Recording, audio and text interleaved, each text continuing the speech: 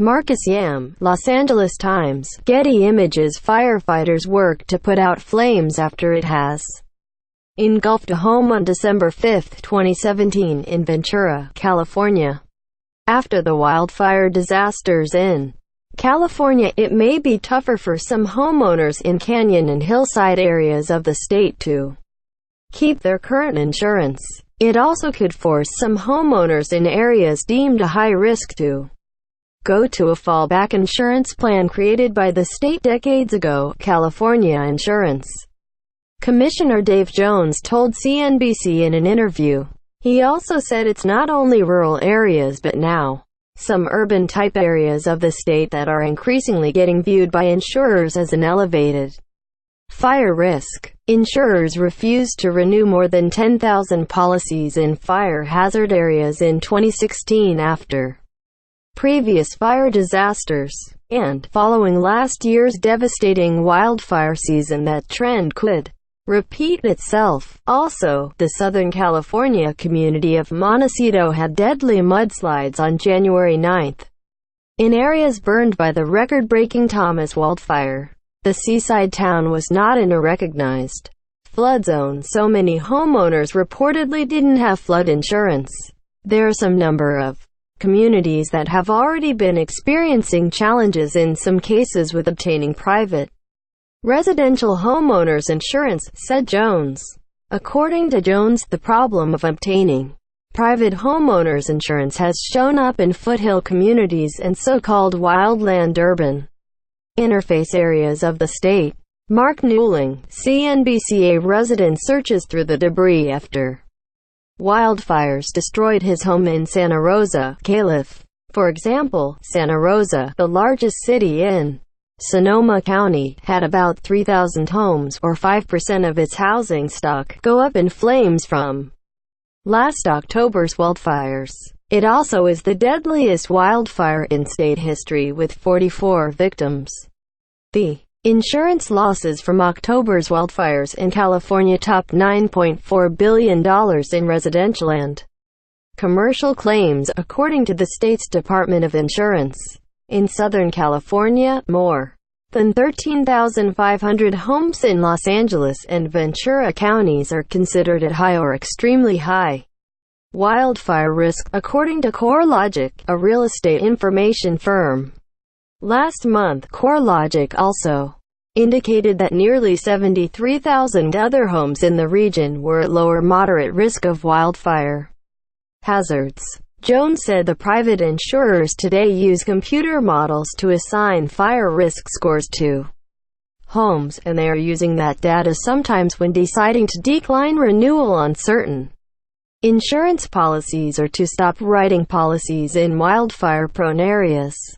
More than 2 million homes in California are considered at high or extreme risk from wildfires, making the Golden State the most wildfire-prone state in sheer numbers, according to Verisk, a data analytics supplier to the insurance industry. It also estimates that 15% of the state's housing stock is exposed to elevated wildfire hazards. The fires that occurred at the end of 2017 burned areas, including significantly urbanized areas like parts of Santa Rosa where whole subdivisions burned to the ground, Jones said. Previously, he said that area was considered at a low risk under the insurance industry models. Jones said he anticipates that the insurance industry will update its models based on the recent disasters. Some areas of the state that have been historically modeled at lower risk will have homes modeled at higher risk, and there may be additional challenges in those areas in finding private residential homeowners insurance, he said. Still, the big fire losses last year don't mean California homeowners can expect a massive rate hike right away. A state ballot measure passed in 1988 by California voters means insurers cannot take all the losses associated with one event, such as the 2017 wildfires, and then simply put them into the next year's property and casualty insurance rates. At least 20 years of catastrophes are essentially averaged out, said Jones. It has the effect of preventing cramming all of the $9.4 billion and counting into next year's rates. There will be some impact, but it's not going to be that they can put the entirety of losses into next year's rates.